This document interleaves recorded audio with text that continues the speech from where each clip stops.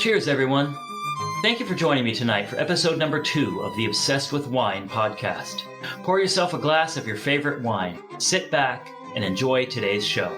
As many of you know, Cabernet Sauvignon is one of the most popular wine varietals in the U.S., and Cabernet grows especially well in Napa.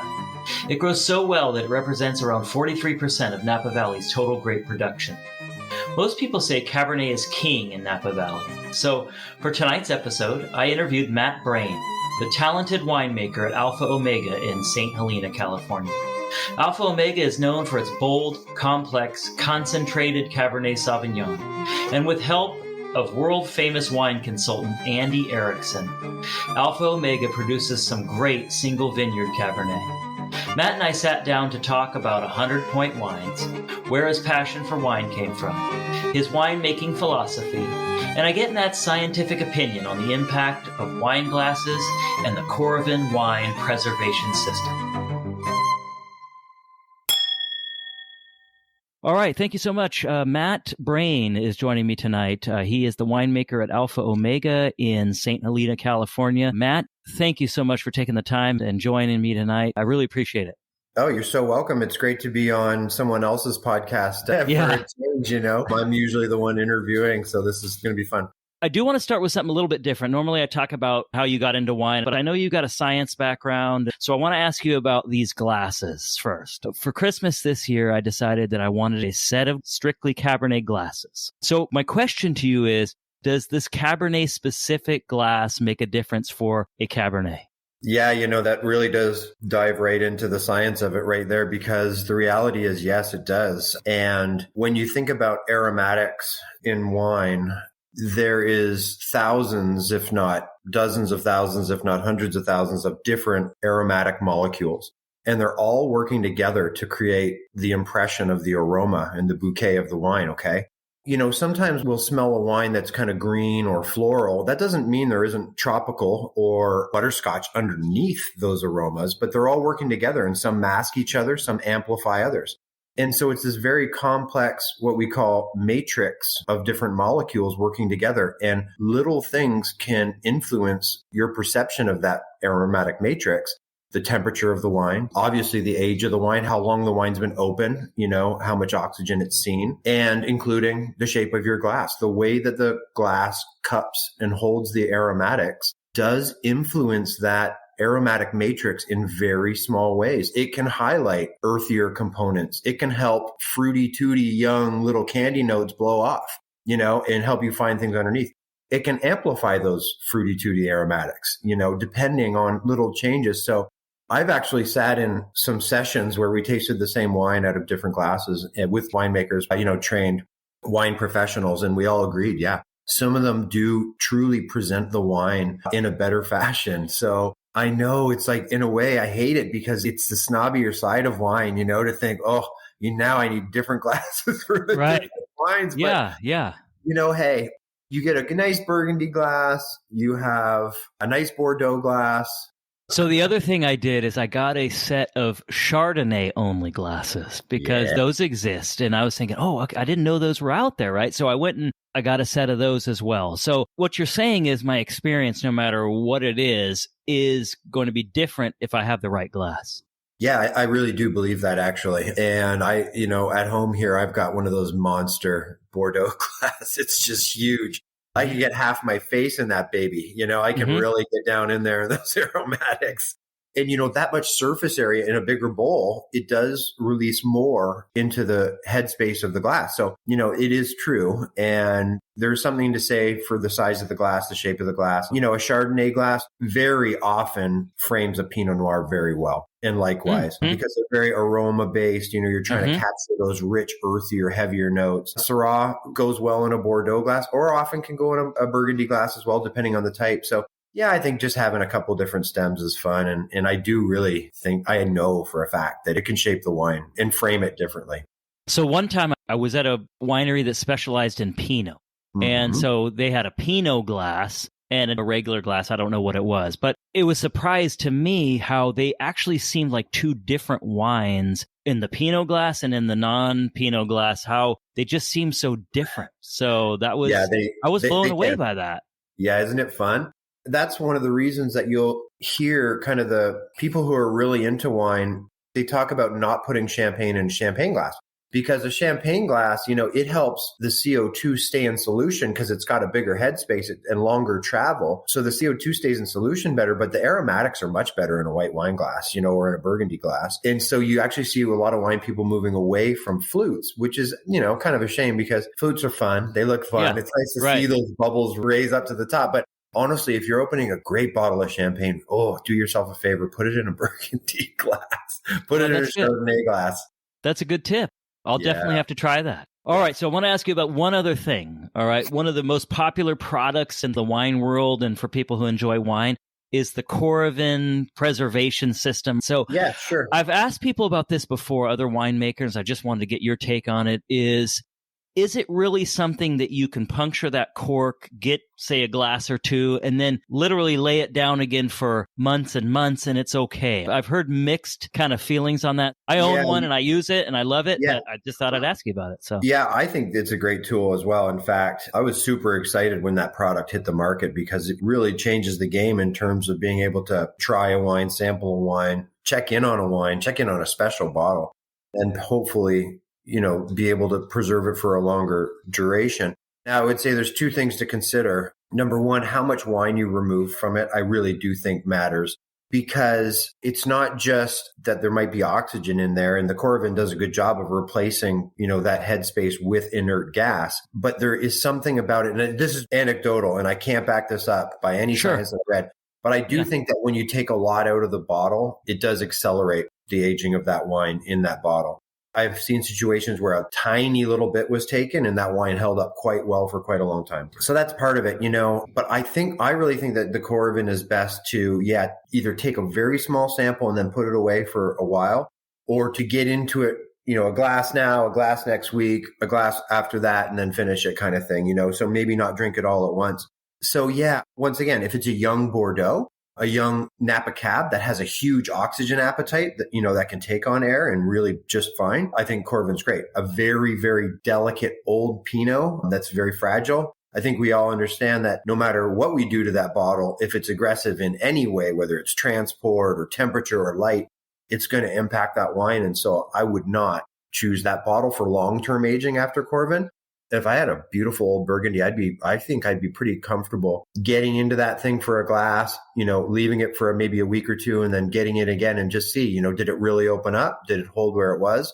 And then, just kind of judge it from that. If you see it starting to open up and really show its colors, well, I think you got to crack it and drink it at that point.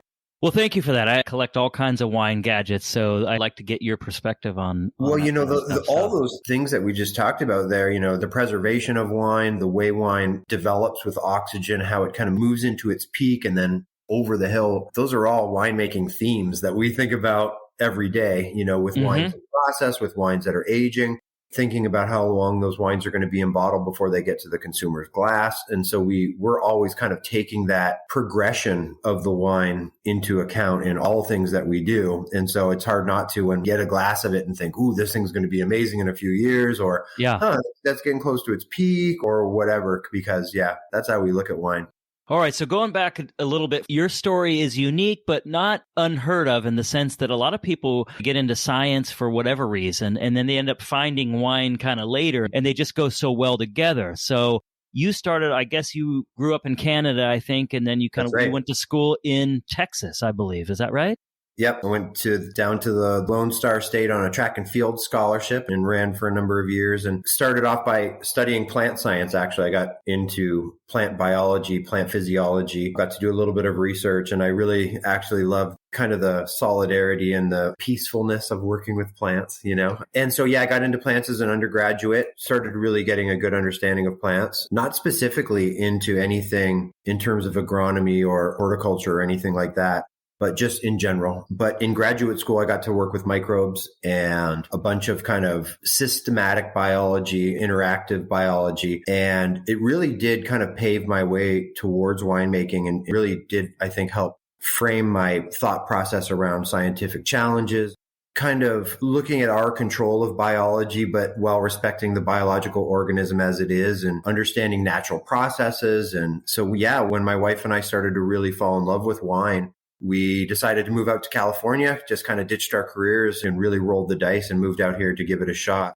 And it's obviously really worked out well for us. We've had a number of great adventures. We've had our own brand for almost 10 years with a very good friend. Spent a lot of time, great time on the Central Coast. Also spent great time teaching at both Cal Poly and Fresno State for a number of years each. So have really got to experience Californian wine kind of at a really intimate level in a couple different spots now. And yeah, it's really been good to us so far.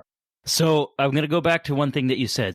When did you realize that, okay, I've got all this science background. Wow, this really meshes well with winemaking. Like, when did that how did they even come up? So when I graduated with my master's, I worked in a couple of jobs for a very short period of time, but I found myself starting a lab and kind of a quality control service for a bioprocess engineering company that basically moved all kinds of liquids and with pumps and gauges and filters and housings. And so really moving liquids is what they did. And I started up a lab for them, and I got to help a number of companies in a bunch of different industries: wastewater, bottled water, oil and gas, a bunch of oil and gas way up in northern Canada. But eventually found myself working on a cool project for Seagram's, doing some whiskey processing. Wow. And then got to do a tiny bit of work for a winery out in British Columbia called Mission Hill. And during this whole time, my wife and I are just falling in love with wine, and we're in like these little tasting groups and heading out to the Niagara region to taste wine and stuff and really, really falling in love with it. So that was the point, and seeing the way that these people were moving things around, but the way the process was made was very biological. You've got grains or you've got grapes and you've got a fermentation process, which is about proper conditions and nutrition and all these things that I really had a good understanding of. And so, yeah, I just felt confident at that point that no matter what, we could certainly make a living in it and hopefully have some fun. And it's been a lot of fun. So I know you said when you originally got going, it was down in San Luis Obispo. Yeah. So of all the places in California, and obviously that's a great place to be for wine and all that stuff, but how did that happen? So when my wife and I were in college, we actually did a road trip out to Cali to visit some friends of my wife Melanie's and to check it out. And we really, really felt this deep connection with California. And so we kept in touch with those friends of Mel's, and they had a little place in a little town called Orchid, just north of Santa Maria. And we literally knew no one here in California at all. And they said, hey, well, when you guys are, figuring out where you're going to be, finding your first jobs, why don't you rent out our little attic apartment from us? And so that was basically how we ended up on the Central Coast. And we found ourselves at our first harvest at Tolosa in the Edna Valley, an incredible spot, which is actually a sister winery of Alpha Omega and has common ownership and great people in common. So then we basically moved up a little bit further north in the Central Coast. And I think when we first got to California, I know that we thought we'd end up in Napa or Sonoma. And we thought that was really the center of winemaking in California because you hear so much about it. We didn't quite understand how big the Central Coast was for winemaking and actually how it was really growing at the time, 15, 16 years ago. Not that it's not growing now, it is, but I think back then it was really growing rapidly. And I think we were embraced by the community, but we also really embraced the community and got to know some great people, got to work at some great wineries. And obviously, when you're teaching at a university, you're meeting a lot of people as well, and just fell in love with the Central Coast. It's so beautiful. The people are amazing. Wes, the winemaking there is very collaborative. And it's friendly up here in Napa as well, but it's competitive, let's be honest. Sure, definitely. And there's so much happening that, it's kind of that rising tide is floating all the boats and everybody's very, very stoked and very collaborative and very friendly. So yeah, it was just an amazing place to spend 15 years and now on to our Napa adventure. Yeah, exactly. Well, I'm going to ask you one last question though. So you mentioned that you did some teaching and I see that it was at Cal Poly, Fresno State, that kind of stuff. Yep. So is that something you do in conjunction with whatever your winemaking duties are down there? Or is that something that was separate from those things? And what's it like working for a college making wine? So we had our brand, Baker and Brain, for 10 years, and that overlapped on top of both teaching gigs. But those teaching gigs were a full-time job because I was teaching, lecturing, but I was also the winemaker for both establishments and teaching hands-on winemaking labs, we would call them. and a couple of different subjects as well. I taught introduction to winemaking at Poly. At Fresno State, I taught winery management, sensory analysis, these different things. So yeah, those were full-time jobs, but I always had Baker and Brain on the side with my wife, Melanie, and my good friend, Josh. And you know what? Teaching winemaking is amazing. Number one, because the engagement from the students is really high. This is trigonometry. Right. This is not American history where there are big fans of those subjects, but the engagement from the students was incredible. So that was great. It's great to work with all kinds of people in the winery, but when you work with kids that don't have bad habits yet, it's really quite an amazing thing because they're literally looking at you going, now, when you say squeegee, what is that? Okay, here it is. Here's how it works. And so it was a lot of fun, working with small batches, working with these kids, making them responsible for their own lots of wine. Hey, sometimes they messed up and they, suffered the consequence of, that shame or whatever. Hell, I made some mistakes myself when I was teaching those classes.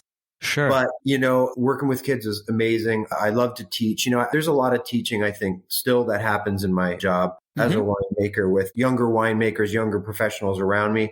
There's a lot of mentorship and teaching that still happens. So I really enjoy that role.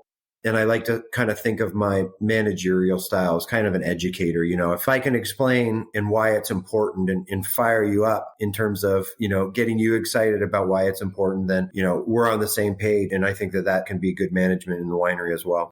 So I got to ask you this because I'm curious, what happens to that wine that gets made at the college? What do they do with that? When I was at Cal Poly, we made wine on campus in a little pilot winery, which is a weird thing because it was a dry campus at the time. That wine was made in an educational bond, which means it can't be sold.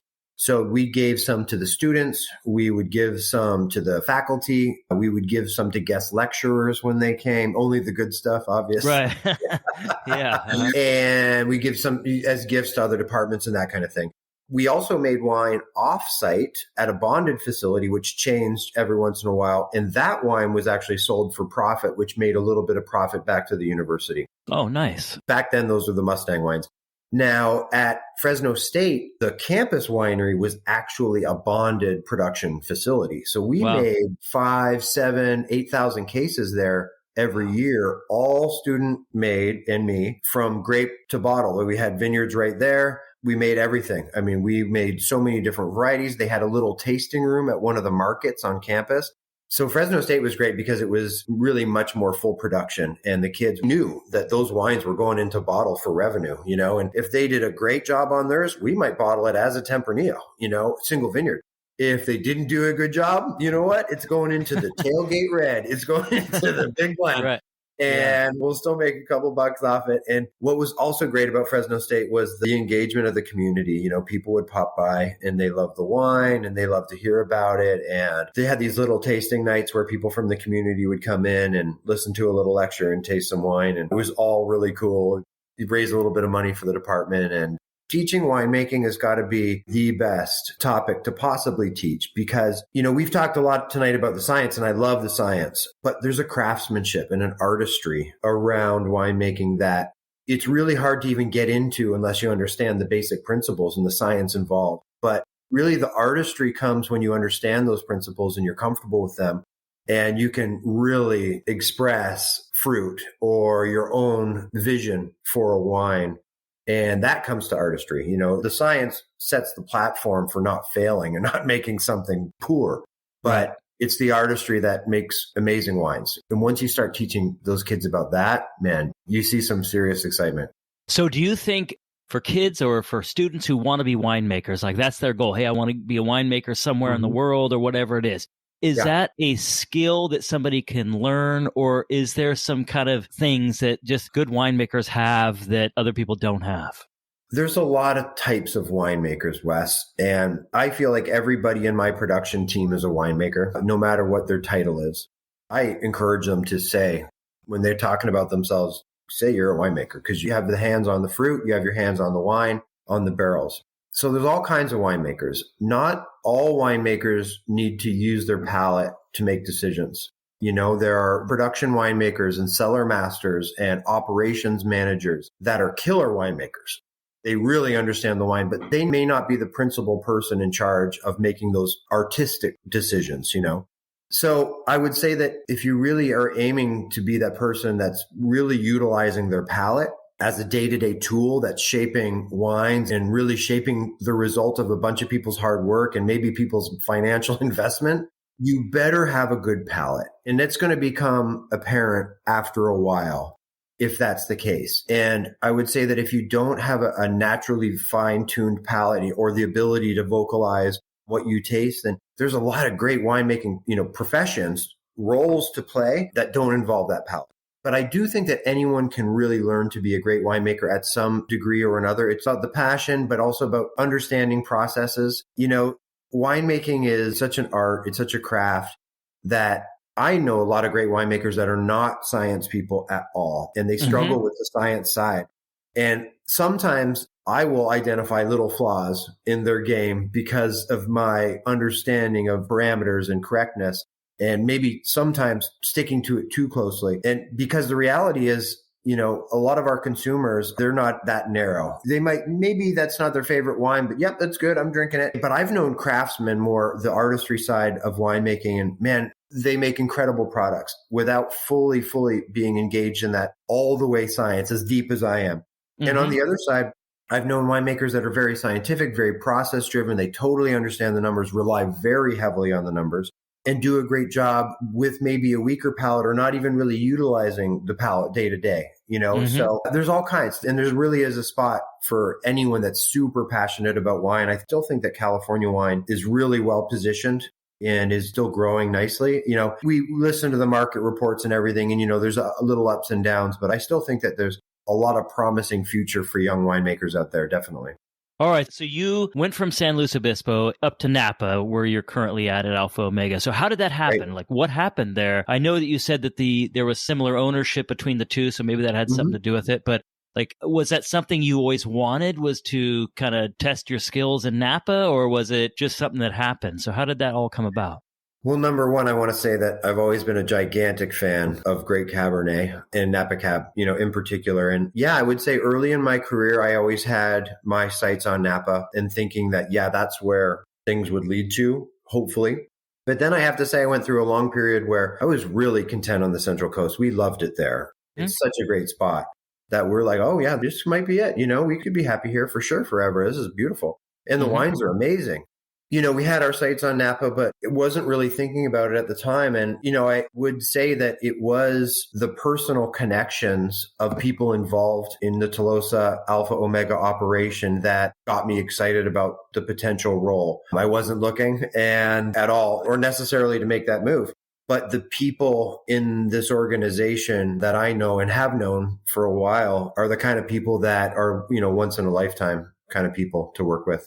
And this Alpha Omega organization is a once in a lifetime type of organization. It really is.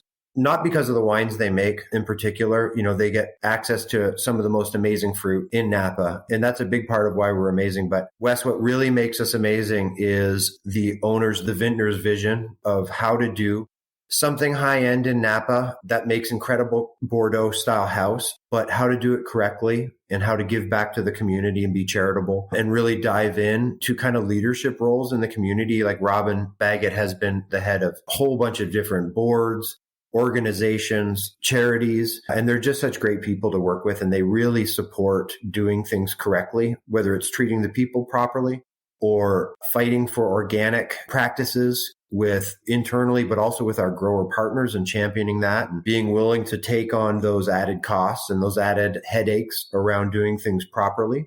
It's a combination of those things. And I think that if it was just another opportunity with Napa Winery that didn't have all that complete package, I really don't think that I ever would have come up here. But I'll tell you what, I'm really happy that I did. And the team that I've been able to put in place around me at Alpha Omega are so talented. I've actually brought in a number of former students, some of the kids that really impressed me over the years. Wow. I convinced them to come up and kind of join me on this adventure. So I've kind of stacked the house and we've got this really, really talented team. Our cellar team is incredible. They're super passionate. They're hungry for learning and for anything that we can give them on that side. We have our own in-house cooper, Hector, who does an incredible job. He popped the lids off of approximately 600 barrels this year, and we barrel fermented in them and make sure they're all cleaned up and relidded and watertight after that. does an incredible job. So, the people I work with, the resources I have, and then honestly, let's be real, let's talk about the vineyards I get to work with.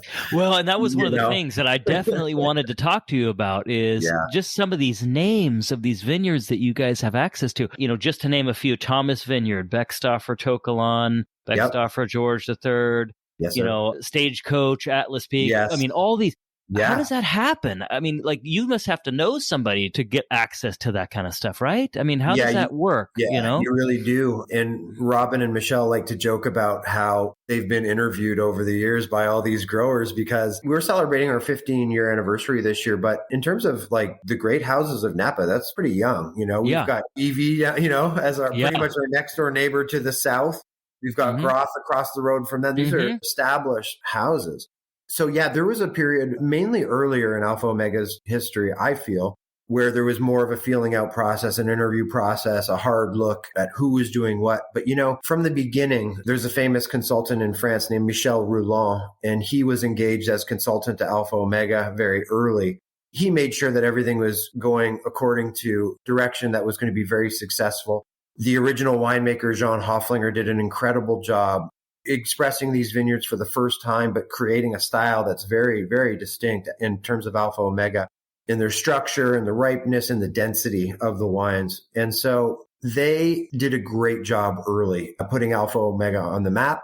And I like to say that interview process in those early years has kind of changed. And now we've got growers coming to us and saying, hey, would you guys be interested in working with our fruit? I hear you guys are doing a great job. Or I went there and really liked the wine, and I would love for you to come and take a look at our land. So that's pretty cool, because that's opening us up to different opportunities in different regions and different really small kind of obscure vineyards that we would never have found. Now, the other thing I would like to say that's exciting on that front is our new consultant, Andy Erickson, who is just an incredible guy to work with, an incredible mind, incredible palate, incredible winemaking history here in Napa Valley. I mean, the wines that he's made are pretty famous.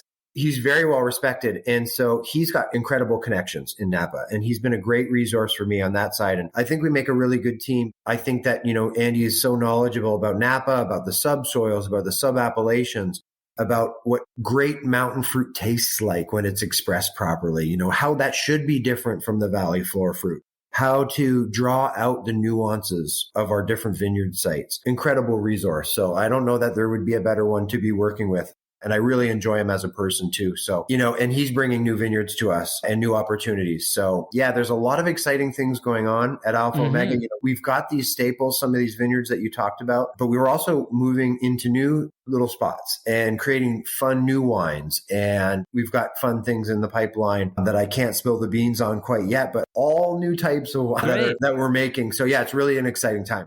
That's what makes it exciting. Yeah, definitely. Yeah. So it's interesting about these vineyards, right? These kind of, I guess you could call big name type vineyards that you guys deal with. It's like you were saying, I think what's fascinating about that is it's these vineyards, their name is going to be on your wine. So they're not selling it to just anybody and everybody. I mean, they want to make sure that you guys are going to do the best that you can by their fruit, because it's going to have their name on it. They're only going to sell to certain people that they believe can, do the best what they're given. So I think that's a fascinating thing. It's really a neat dynamic because we really rely on each other. It's a synergy and it's a symbiosis. And I think that there's a history of imbalance, I think, and that a lot of the time the wineries get all the glory and they don't necessarily pass that on to the vineyards. And it's great to see these famous vineyards get their dues, get their respects. And I think that here at Alpha Omega, we're excited about putting new names on the map, helping other vineyards rise to that kind of iconic status. And, as I said, it's really a fun balance and it's a fun dynamic because it comes to people still. You think about these histories and these lands, and it's kind of daunting to think, whoa, I'm working with Tokelon fruit and what's happened, how many 100-point scores have come out of that vineyard. And my goodness, every vineyard in the whole world wants to get their hands on Tokelon fruit.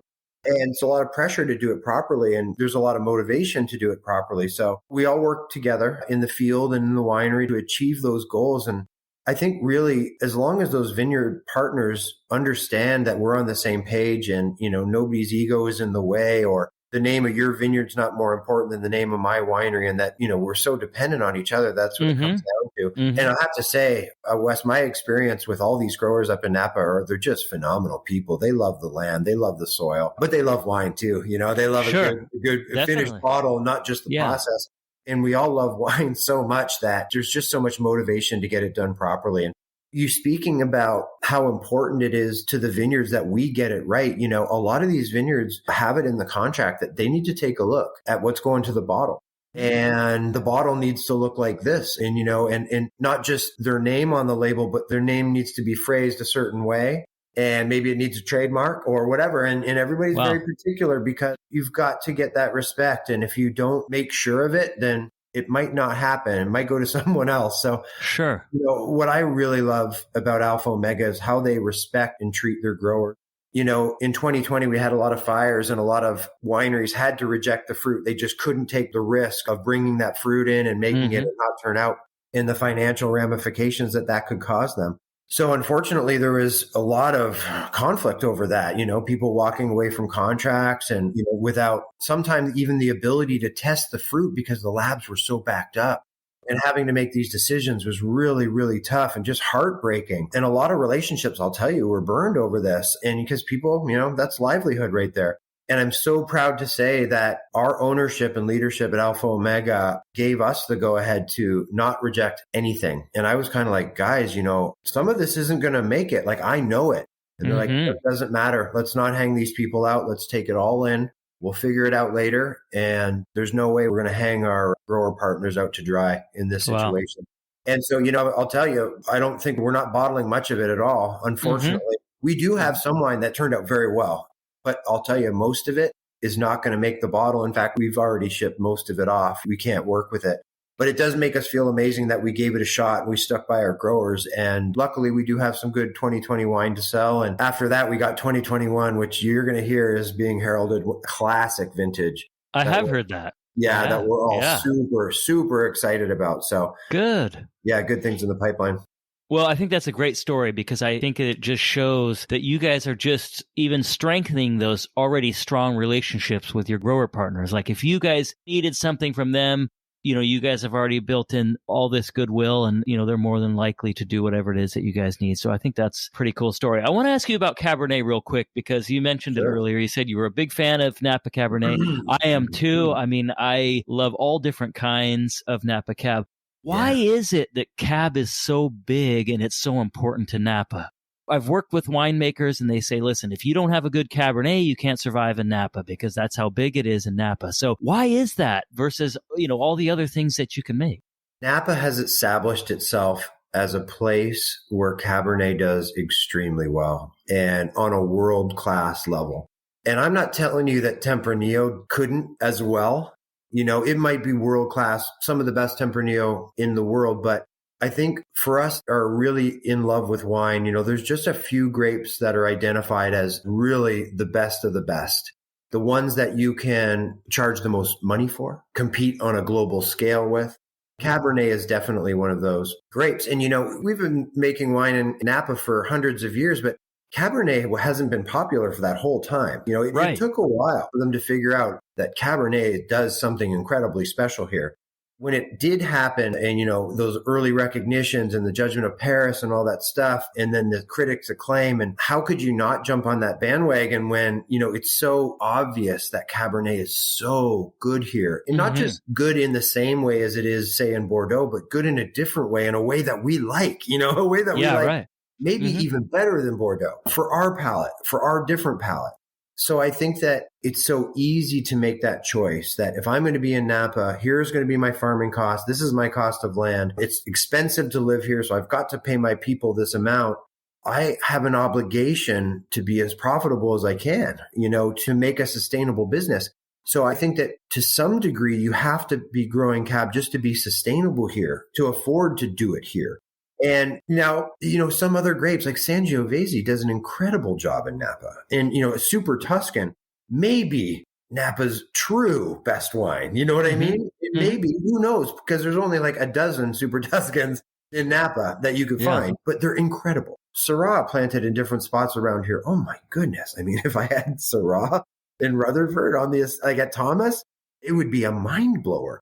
But I wouldn't be able to charge Cabernet prices because people just don't pay that for Syrah. They don't even pay it for, Crows, Hermitage, or, some of the most incredible Syrah in the world has trouble fetching those same prices that Cab does. So there's a bunch of reasons, the palate side, the economic side, just the reliability, the lack of risk that Cab presents, it's a monster. And I'll tell you, it's an easier grape to make than Pinot Noir. It really is. It doesn't show flaws as clearly. It doesn't show maybe something in the viticulture wasn't just quite right. You can put a good amount of oak on a Napa Cab and cover up some little nuances that you maybe not care, crazy about. And it's such a monster wine that it does so well on the American palate that I think that it's easier for a customer to see the value in an expensive wine when it's so dense and it's so big on the palate. Like the delicate aromatics of a Santa Rita Hills Pinot Noir, to me is just, oh God, it just melts me. I can barely stand. You know what I mean? But it's a more subtle character that screams quality in a Pinot than maybe in a Cab, where if you achieve even just to that level of density of a Cabernet, and maybe you were clumsy with the oak, maybe your VA got out of control, but just because you got to that ballpark of that density and that richness, you've already kind of made it to a certain level of acceptance, I think, maybe in terms of the market. So, Napa just makes sense for Cab. But I'll tell you what, Cabernet Franc is really hot right now. And the average price for Cab Franc in the valley here is higher than Cab Sauv because it's so hard to get. So people are opening up. Merlot is super hard to get right now because it went through a phase of none being planted. And now, blends are hot. Like a great Napa blend with Merlot and Cab together is incredible. Everybody can be drinking that. You know what I mean? Right. But, Merlot went out of favor and now Merlot's hard to get. So it all comes in waves. But I really do think that Cab Sauv will be here. And it's not going anywhere, whether these other ones sneak in and at a higher proportion, probably so. But Napa Cab's not going anywhere. All right, so I got to ask you specifically, I want to ask you about some of your wines. So you guys obviously make some amazing cabs. I don't know, you could tell me, is that kind of what you guys are known for at Alpha Omega? I've been there a few times. I've tried all kinds of the wines. Obviously it's a beautiful place and people like to go there and it's a great place to sit and the service is good and all that stuff. But it really does come for people like me or people who are really into wine. It really is about the wine. All this other stuff is great, but it's about the wine. So is that kind of a fair characterization that you guys are kind of Cab is what you do? And that's the big thing that you guys do there. It really is the major focus. When you look at the number of different wines we make, the volume of wine we make, it's really in Cabernet and the red blends. We make a bunch of fun blends. We make 2 wines that are an homage to France, a right bank and a left bank. And we make a Spring Mountain blend. We have a proprietary red, which is a really fun, ripe, really appealing blend. So we have some fun blends as well. But yeah, really Cabernet does dominate our thoughts and our time. We make minimum of 10 single vineyard Cabernets every year. We're now making Cabernet from 5 different appellations. So AVA, Cabs, Mount Veeder, Atlas Peak, Oak Knoll, Oakville, Yountville, Rutherford, depending on the year. And then we've got our Era, which is our flagship, which really kind of showcases our barrel fermentation style. Kind of our pick of those best, richest, darkest barrel fermentations. So it's a lot of Cabernet. We make a little Sauvignon Blanc. We make some Chardonnay. We make a bunch of fun Chardonnay. In fact, our whites are quite good. We get some white wines from some incredible spots. And we always joke about how much we love to drink the whites, but it's like, no, don't talk about the whites. Cabernet. We make Cabernet. We focus on Cabernet. It's like, ooh, Chardonnay, wonderful. But we make a couple fun Chards. We make a little rosé as well, really just to give a real fun, complete offering when people come in, And it's fun to be such a strictly Bordeaux house and make these great Chardonnays in a rosé. But, we're in California, so we really want to make a great experience. And those wines are really fun for me to make, My time down on the Central Coast, a lot of Chardonnay made, a lot of great Chardonnay down there. And you know what? Chardonnay is so versatile. It does pretty well in the valley as well. We made some great Chardonnays out there with the students at Fresno State. So Chardonnay's always got a great spot in my heart. We used to make a fantastic Chardonnay for Baker and Brain as well, just from a little vineyard really, really close to the ocean. Super cool climate. So Yeah, I love Chard. I love a great Sauvignon Blanc, and we have a lot of fun with our Sauvignon Blanc. But, with our reds and the quality of fruit that we're bringing in, the acreage that we farm ourselves, these historic, iconic vineyards with these killer stories and, this iconic history, we're really all about Cab, and it really does dominate what we do at Alpha Omega. Yeah. And, one thing that you just mentioned that I think is interesting is, for me, one of the things that got me into wine is the stories that you were just talking about, like just the stories of where the fruit comes from and how that came about, and the winery story and the winemaker story, and just all of those things are so interesting. To me, that's what kind of got me into wine at first before I even tried any wine. So I really appreciate those things. And I'm big into just how the wine is made and just the different techniques that people use at one winery versus the other wineries to do that. So what's your philosophy, I guess? If somebody said, what's your winemaking philosophy? Like, what is that for you? Comes from two different sides. Number one, as a biologist and as somebody who's very, very passionate about trying to do things correctly and with as much integrity as possible, integrity in winemaking is a real theme that we all need to fight for. I'm lucky because working at a small production winery, working with very high dollar fruit, it largely affords us to do things properly. Whereas winemakers or programs that are making wines where the margin is very slim and it's very high production, they're kind of forced into using tools that we don't want to use, like herbicides, like Roundup in the field. Like, we're all done with that. No one wants to see that anymore. But if you don't have the ability to get out there with a shovel and knock down some of these weeds that don't respond to organic methods, you got an ugly vineyard. And if having an ugly vineyard is not acceptable to your ownership or to your positioning where it is around the winery, it's not an option. So what do? You can be forced into making decisions that you don't want to make. So I think the integrity side is a real big part of my philosophy. Doing what we do is an incredible honor. We were stewards of the land. That's a big part. We tell stories. We provide not just a beverage to get people buzzed, it's nutritionists. There are absorptive and vitamin synergies that happen in the gut. I know there's always a constant debate. Is it good for you? Is it bad for you? But I think, a healthy diet in wine is a very healthy lifestyle, in my opinion. So I think we have a real obligation to do our craft service and do it with honor. So that's one side of philosophy. But, I think the more fun philosophy is the winemaking side and expressing fruit. Fruit coming from a specific site and understanding enough of the science and understanding enough of the context of that fruit to be able to do it a real proper service when it's presented to the customer. So representing a vineyard, representing fruit from a vineyard, transforming it into wine and really expressing it as I feel it should be expressed in the structure and the density and the aromatics, how ripe should it be? Should this vineyard have a little bit of a green note? Is it more interesting that way? Or no, do we really want to get it ripe into those purple black fruits? Is it better there, And kind of having the confidence to play with it a little bit. I've gone through a bit of a phase in this past year where I was taking little pieces of fruit off a little bit earlier and a little bit later just to see what those different flavors were. And, could I get something different out of those vineyards picking at a different time that we don't have anywhere else? I've got two vineyards in Oak, one in Oak Knoll and one in Southern Yountville that are not even a mile apart. The soils are different. They were grown by different people. The clones are a little different, but if we're not careful, those wines could be very similar. So what am I going to do to tease those wines apart, to express them differently? Well, I've got a lot of tools. I've got fermentation techniques. I've got fermentation temperature, what barrels I choose to ferment in, how I want to age the wine, if I want to rack it, if I want to not move it at all, So there's a bunch of decisions to be made. But, maybe it means bringing off some of that fruit early and then some late and making a blend. Maybe all of that fruit wants to be late, and that when you pick it early, it's not right. It doesn't really have anything appealing there. So I think taking the time, and it's painstaking, to bring in fruit at different times. I mean, you're doubling your work. To take that time to challenge everybody involved to go through that learning process, to really understand what the vineyard wants to be and to express it in a way that, maybe not even just that no one else has done, but, in a different way than the other wines you're making. Let's make this interesting for the people that follow AO, and let's try to show different flavors and different styles to keep them on their toes.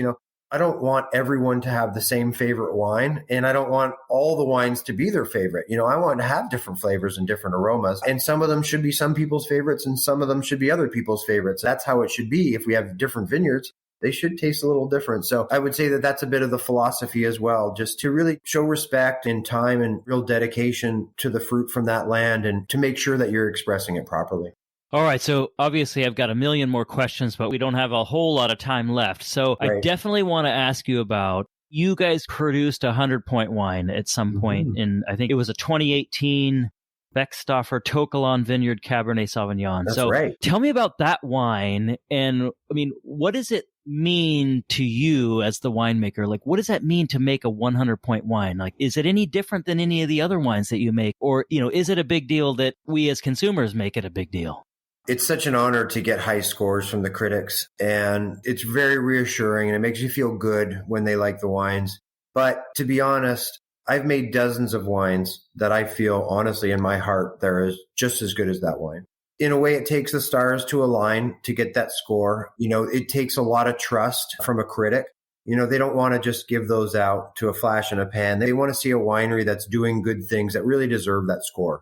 I think from a consumer perspective, when you're seeing wines that are scoring consistently, in the mid to high 90s, those are quality, real good quality wines. And I think that the difference between, say, a 95 or a 96 from one critic or a 99 or 100 in the other, it could be the way the light is shining in the window that day. It is so small, the tiny little differences that they're looking for to say that's 100. So I would say this about that 18 Tokelon. It is an incredible wine, as dense, as rich, ripe, hedonistic, yet also definitely Cabernet. It's a complete wine. It's seamless. It's complex and powerful. And it's an amazing wine. I think there are other wines in our portfolio that are maybe, in my mind, more interesting than that wine. But that wine is like the supermodel. You know what I mean? Sure. Yeah. Maybe the personality of someone else is a better match for you. You know what I mean? How would I say this? Yeah. No, I hear you. Yeah. And I would say that wine is incredible because it was seamless and flawless, but maybe a little nuanced aromatic or a little bit of a pokey green note or a little bit of a roasty barrel note that's kind of sticking out. That may really grab someone's attention. You know what I mean? That may make it a 100-point wine for them. So, sure. So I think that 100-point wine it really is so subjective, and it's an incredible recognition, but we just got a bunch of scores back on the 19s, and man, we've got some excellent 95s and 96s and 97s and nothing up in the 99, 9100s yet this year. But honestly, to see them all come in that high, that to me is rewarding, and it makes me feel good as any 100, because I know that we have done justice to the whole portfolio, that my team is firing on all cylinders, that our palates are on, you know what I mean? And that we're doing a great job across the board. So yeah, those scores are kind of one of those things that, winemakers like to say that they don't mean anything to us because that makes us feel cool. I have heard that a lot. Yeah. They'll say every wine I make, I think is 100-point wine. Right. Well, I mean, that's how that's bottle it. Right. That's their attitude. Right.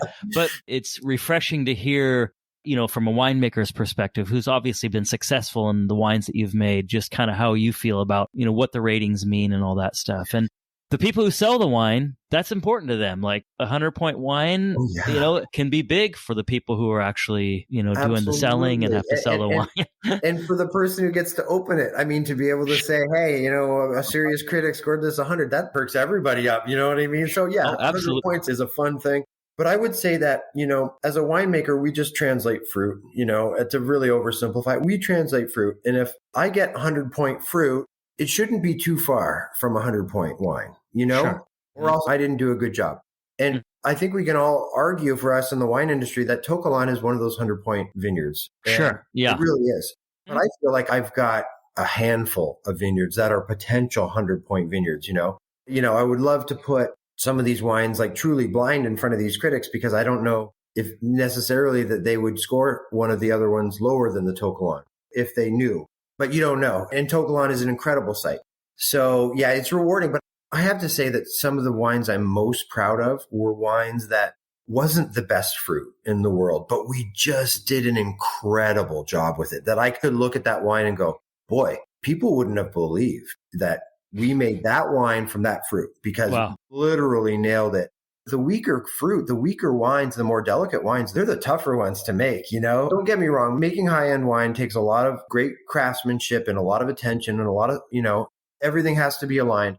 But, making wines from more marginal growing regions, making wines that are not as dense and rich and bold as Napa Cab, it's a real feat. And I look at some of these companies that are making excellent, let's call them table wines that you would grab at the grocery store for whatever, 12, 15, 20 bucks. And they're just excellent. You know what I mean? Mm-hmm. I look at the wine and I think, God, guys, great job. Like, great job. That's a wine to be as proud of as a 100-point wine. It really is. There were more people involved in that, and none of them could make mistakes. It was, we had more difficult viticultural practices to deal with. And there's a lot of fun to be had in wine and a lot of pride to be had in making a great product for sure, across all price ranges and all varietals. All right. So one last question real quick for you. I like to end all of my interviews with this. Besides Alpha Omega wines, what else are you drinking these days? I drink a lot of this great wine from the Central Coast called Tolosa. Okay. Now, you know what? I'm going to be perfectly honest with you, Wes. My wife and I, since we first started drinking wine, and I'm looking at your wine behind you there on the wall, we are conscious, diverse drinkers. We are always looking for something new. We've always got a Rhone on the shelf ready to go, some Pinot, some great Cab, something from the Sonoma Coast. Something obscure. I had this incredible Gamay from Carneros a couple weeks ago. It was ripe, but like super Gamay, but dark. Oh God, it blew me away. Mm-hmm. So, we're always on the hunt for fun stuff. We're always consciously educating our palate and trying to stay balanced with our palates. And, I taste a lot of Napa Cab through the day in process, and I still love to drink it, but I'm also very conscious of drinking lighter wines. As a bit of a refresher from that flavor spectrum. So, I love the wines of Northern Italy. My wife and I have been to Barolo. We just love it there. We love Bordeaux. We love Burgundy. But you know what? Some of the favorite wines, we are still in love with our Central Coast, our friends down in the Central Coast, center of effort, Chamisol, Tolosa, as I mentioned, of course, Mike Seiner, everything he does, incredible guy. Kobe Garcia's El Lugar label. So much fun stuff going on in the Central Coast. So much incredible aromatic expression. So yeah, listeners, check those ones out. All right. Well, hey, Matt, I really appreciate your time. Literally loved the conversation. It's such a wealth of knowledge and, so fun to talk to. So Thanks. Keep up the good work at Alpha Omega, one of my favorite places. I really appreciate it. We didn't even get a chance to talk about the wines you recommended for tonight. No big deal. That's okay. All right. But hey, appreciate your time. Thank you so much. And good luck with the 2022 harvest. Yeah, thanks so much, Wes. Fun to be chatting with you. Come down and see me in Napa sometime. Let me know and we'll hang out over a glass. Wow, what a great interview.